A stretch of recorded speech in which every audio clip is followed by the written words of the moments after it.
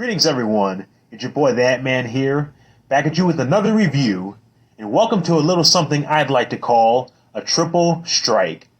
For these next couple of episodes, we're going to be taking a look at third movie installments of franchises I've talked about before. The first one today being a big step backwards for our favorite green ogre with layers.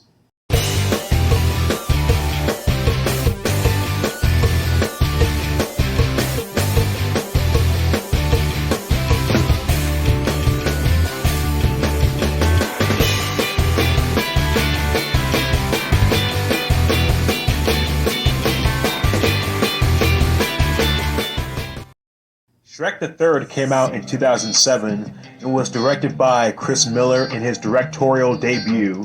With the awesomeness that was Shrek 2, you'd think this one would take pieces of what made that movie so great and carry it over, right? Well, no, not really. Let's take a look at the story first, shall we? So, what's Shrek and the gang's conflict this time? Well, Fiona's father, the king, is now dying and on his deathbed. Before his last breath, he tells Shrek that there is a new heir that can take the mantle as Far, Far Away's new king. His nephew and Fiona's cousin, Arthur Pendragon, aka Artie, who's played by Justin Timberlake. Meanwhile, Prince Charming plans to have revenge for the death of his mother from the last movie, the fairy godmother, and also wants to become king himself. He goes to the Poison Apple Tavern and persuades other fairy tale villains to fight for their happily ever after too. Shrek, Donkey, and Puss set out to retrieve Artie in time so he can claim his rightful place in the kingdom as the next heir. Fiona, her mother, and some of the other well-known princesses like Snow White, Rapunzel, Sleeping Beauty, and Cinderella are having a baby shower when word gets out that Fiona is pregnant. They become endangered when Charming and the villains crash the party and imprison them, creating total chaos in the kingdom on top of that. Shrek and company must work together to try and get back home in time to stop all of this and make things right again. Now, this is a movie that has a decent range of story. Quite a handful, but also seems fun to get caught up in as a viewer. It's not what I would call a mess of a story at all. In fact, it has a lot of material to work with. Now, the execution of it could have been worse, but it's not what I would call a lot of fun. The one big negative with this movie is one that is pretty straightforward. It's not really all that funny. The first two movies had a certain rhythm to them when they told jokes, whether verbally or visually. The constant back and forth between Shrek and Donkey in the original kept me invested and also laughing. The ogres having layers debate is some of the best writing I've ever heard, and I always quote that scene. Need I say more about Shrek 2 and how clever pretty much all of the jokes were? It felt like they really tried.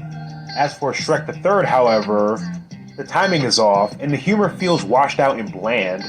Not to mention the fact that when there is a certain joke that, in my opinion, could be funny in some other context, I feel like they're just wasted.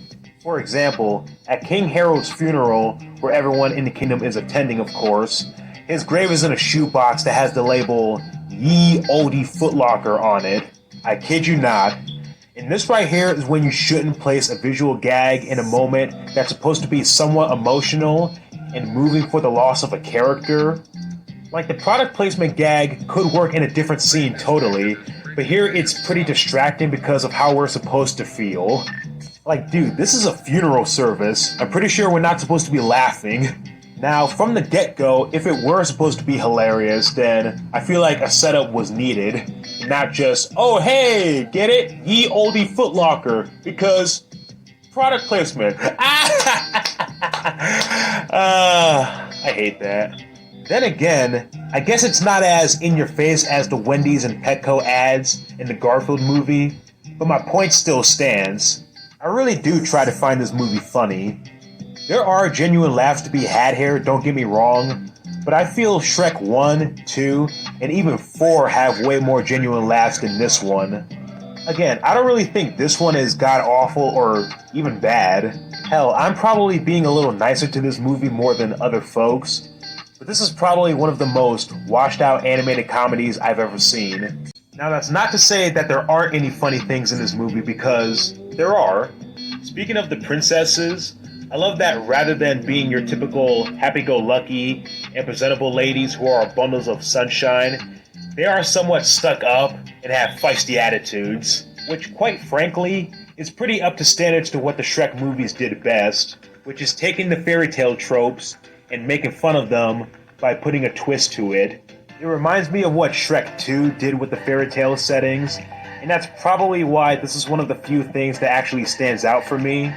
The princesses even become badass when they take charge and break out of the prison cell to deal with Prince Charming and the villains. I love when Snow White goes out to distract the evil trees with her beautiful singing, and with the power of her love for animals, she pulls this.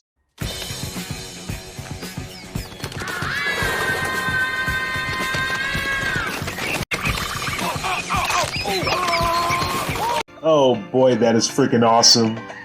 If these iterations of the princesses had a spin-off, including Fiona, I'd love to see them in their daily lives and how they handle stuff like breakups, shopping, and other such stuff. I picture a Real Housewives kind of deal going on with these guys. It'd be funny as hell. The part where Shrek is trying to quote-unquote relate to Artie after they had a little dispute with each other is also pretty funny. Mainly because of the hip and modern language Shrek tries to use and the reactions from Artie, Puss, and Donkey. They're all looking like, is this dude serious right now? Speaking of which, the character interactions remain strong and are probably the best parts of the movie. Shrek has his own story arc about his fear of becoming a father, and it's handled with a decent amount of care.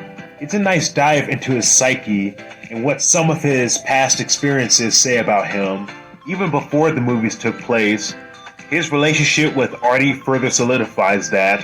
The two of them got off to a rough start, but then later on when they sit by a campfire, they open up to each other in ways they may not have done before.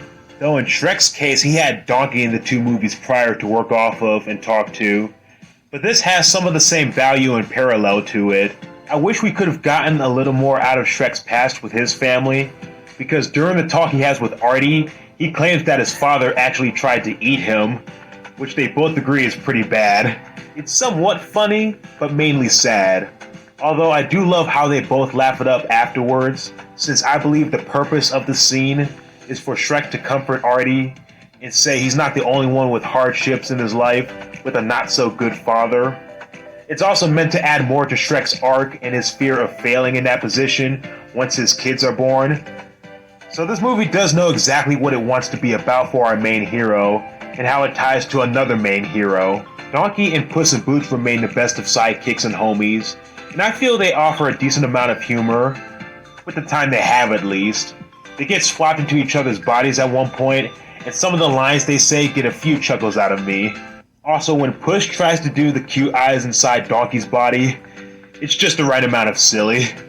That was also caused by another funny addition to this movie, Mr. Merlin, played by Eric Idle, the well-known wizard from the fairy tale Sword in the Stone, which also featured Arthur, of course. He's a total whack job and has screen presence, also not to mention the living embodiment of an old hippie stoner. He makes awkwardness funny, like when he tried to put on music for Shrek and Artie's heart-to-heart to set the mood, as he put it.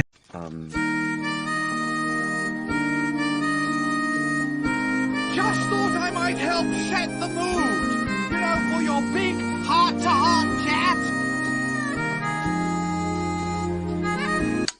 Fiona is fine. Nothing much is really done with her outside of being pregnant and kicking off everything with Shrek's story arc. She gets to do karate as always, and this time she has other princesses to assist her, which is awesome. That includes her mama as well. Fiona has those kick-ass genes. Literally. The last act of the movie is pretty cool, showing redemption for all of the fairy tale villains, and Artie saying that they can get their act together by making a change for the greater good, for themselves and the world. The bit where they put down their weapons and give the heroes pats on the back is a feel-good moment. Nothing extravagant, but a feel-good moment.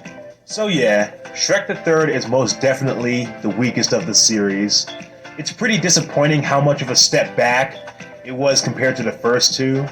The jokes are either small hits or big misses, given the timing and placement for them. With the exception of some jokes actually working, and the addition of new characters like Artie and Merlin, it's pretty forgettable, and doesn't offer what we expected to see from Shrek given what the first two accomplished. I'd say check it out if you're curious or just want to see all of the Shrek movies. Otherwise, give it a skip. I give Shrek the Third a 4 out of 10.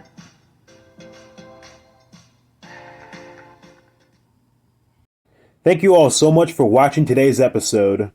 Next time, we'll be having a battle from within with a little something they call a symbiote. Until then, here's your boy the Ant-Man signing off. Deuces, y'all.